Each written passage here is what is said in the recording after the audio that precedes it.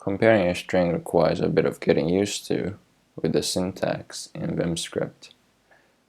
In addition to double equal sign, we also have double equal sign with the hashtag and also with the question mark. Also, it is not recommended to use a simple double equal sign to compare strings because double equal sign changes its case sensitivity with the user setting. So if you have the ignore case set, then double equal sign will compare string with the ignore case on, and once you change it to no ignore case, then it will start ignoring the cases when you're comparing strings. So to demonstrate,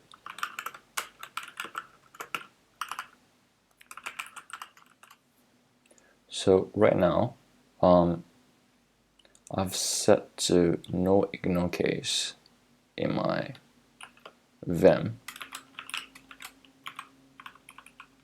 so it doesn't match because you're comparing the case with the capital case. I'm gonna set ignore case to on, and I'm gonna refresh. You can see that now it matches. So especially when you're writing a plugin, you cannot use a simple double equal sign because you wouldn't know what the user set in their Vim RC. So to force the case sensitivity, you can append it with the hashtag, and that will always force the case sensitivity. So once you set that to a smaller case, now we can see that it's a match, and